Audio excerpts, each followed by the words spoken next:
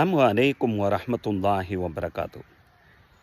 இஸ்லாமிய வரலாற்றில் ஆரம்பமாக நடந்த 2 போர்கள் கியாமத்து நாள் வரை வரக்கூடிய ஒவ்வொரு இஸ்லாமியருக்கும் மாபெரும் படிப்பினை தரக்கூடியது என்று சொன்னால் அது மிகையாகாது.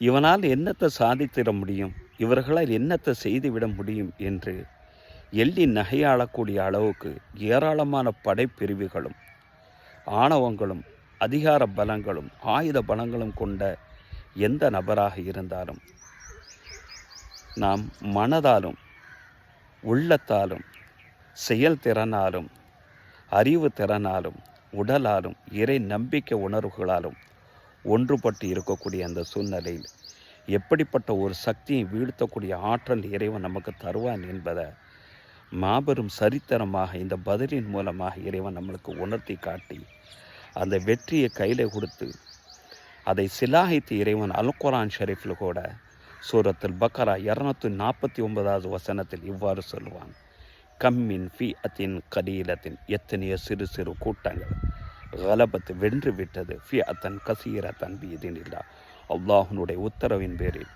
பெரும் பெரும் படைகளை வீழ்த்தி விட்டது என்று இறைவனை சிலாகித்து கூறி வல்லாஹு மஅஸ் ஸாபிரீன், நிச்சயமாக அல்லாஹ் பொறுமையாளர்களுடன் இருக்கிறான் என்ற ஒரு மாபெரும் ஒரு உபதேசத்தை அந்த இடத்துல நமக்கு தருகிறான்.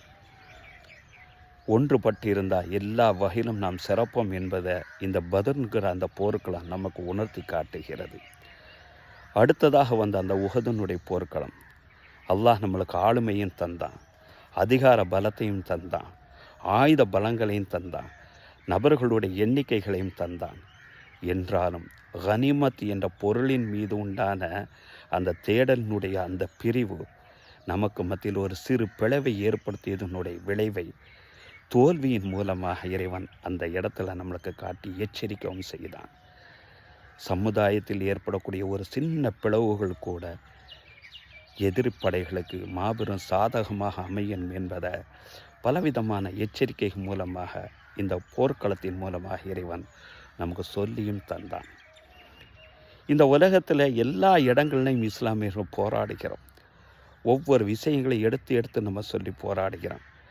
ஆனால் ஒவ்வொரு போராட்டங்களிலும் ஒவ்வொரு இயக்க தலைவர்களாக இருந்தாலும் ஒவ்வொரு நபர்களாக இருந்தாலும் தன்னைத்தானே முன்னிறுத்தி கொள்ள வேண்டும் என்று நினைக்கிறார்களே தவிர அந்த பத்ருனுடைய அந்த போர்க்களத்தில் இருந்தது போல உள்ளத்தாலும் உணர்வாலும் இறை நம்பிக்கையாலும் இறை சிந்தனையாலும் யாரும் ஒன்றுபட்டு இருக்கலைங்கிறத இந்த பத்ருனுடைய போர்க்களம் நம்மளுக்கு எடுத்து காட்டுகிறது.